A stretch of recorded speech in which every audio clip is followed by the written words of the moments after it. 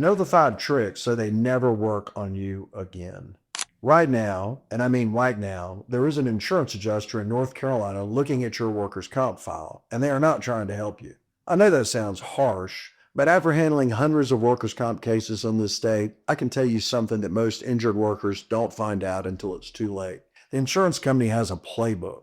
5 specific tricks they use over and over again to reduce your benefits, deny your claim, or pressure you into a settlement worth a fraction of what you actually deserve. And these tricks work not because you're gullible, not because you're doing anything wrong, but because you're hurt, you're stressed, and you trust that the system is fair. It's not. I'm Ken King. I'm a North Carolina workers' comp attorney, and today I'm going to walk you through all 5 of these tricks, what they look like, why they work, and exactly how to protect yourself from each one.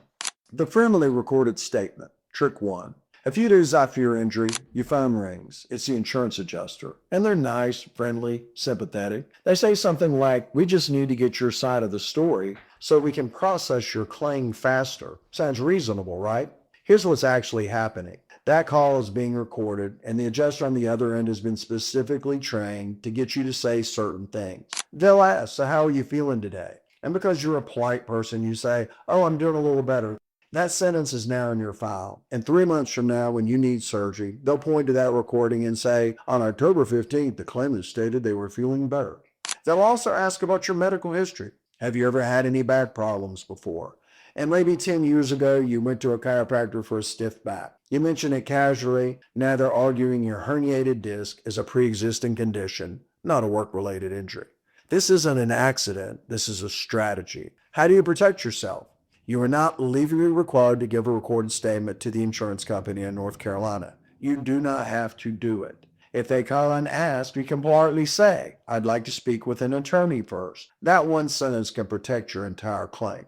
And keep this in mind, all 5 of these tricks have one thing in common. Once you see it, you won't fall for them again. Trick number 2, surveillance and social media monitoring. Let's say you hurt your back at work, you're at a workers' comp, you're home recovering, and one Saturday your child has a birthday party. You pick up your child, a 6-year-old, for a photo someone posted on Facebook.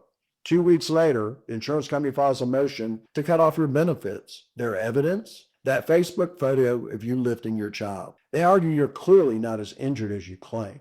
This happens in North Carolina all the time. Insurance companies are legally allowed to hire private investigators to follow you. They can sit outside your house with a camera. They can film you at the grocery store, at church, at your kid's soccer game, or at the doctor's appointment. And they can monitor your public social media accounts. They're looking for one thing, a single moment that seems inconsistent with your injury. Carrying groceries, bending to pick up your dog, walking without a limp on a good day. Everyone has good days and bad days with an injury. You might be in pain 90% of the time, but they only need that one clip from the other 10%. So how do you protect yourself? Set up every social media account to private. Don't post anything about your physical activities, your injury, or your claim, and assume you're being observed in public. That's not paranoia, that's realistic. Trick number 3, the independent medical exam. At some point, the insurance company will likely send you to an IME or independent medical exam. They'll say it's routine, just a second opinion. But here's what an IME really is. The insurance company picks the doctor, the insurance company pays the doctor, and many of these doctors earn significant income performing IMEs for insurers. If your income depended on insurance companies sending you patients, who would you be inclined to favor? Typically, the exam is brief, 10 or 15 minutes, limited review of records, a surface level evaluation, if you will. Then a detailed report stating your injury isn't as severe as your treating doctors believe, that you've reached maximum medical improvement, or that your condition is pre-existing and unrelated to work. That report becomes the insurance company's tool to cut off benefits, deny surgery, or push a low settlement. How do you protect yourself?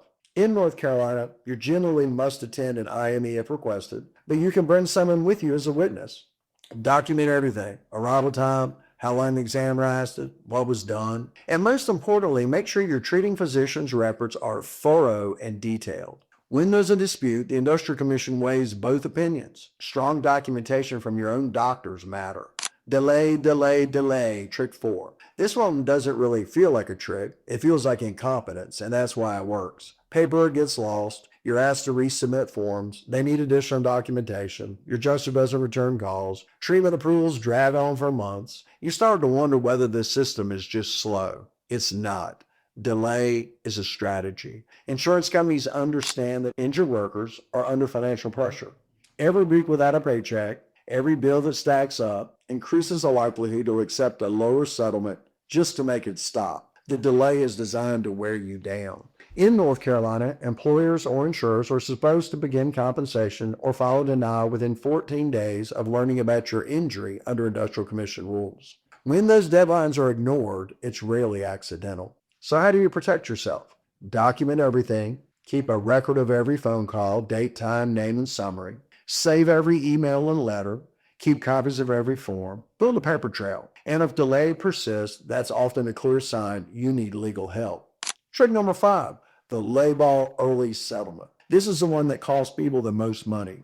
A few months into your claim, you're stressed, you're hurting, money is tight. The adjuster calls and says, "We'd like to offer you a settlement. We can wrap this up and send you a check for $10,000. $10,000 sounds like a relief when you haven't had a full check in months. But your case might be worth $80,000 or $120,000 or even more.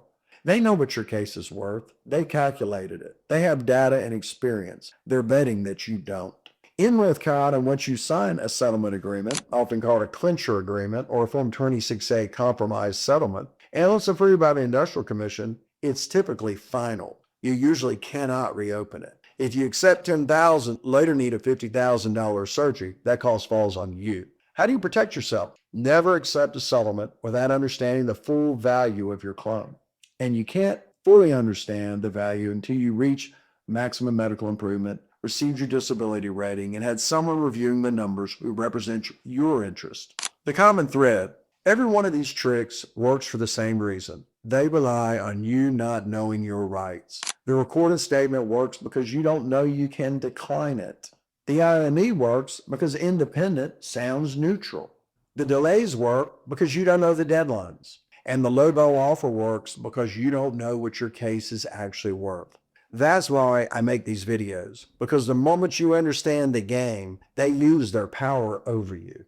Now, if they did win their ultimate prize, if your claim was denied, that's one situation where I would say don't wait another day. Because the appeal process in North Carolina has strict deadlines, and most people don't realize how quickly that window closes.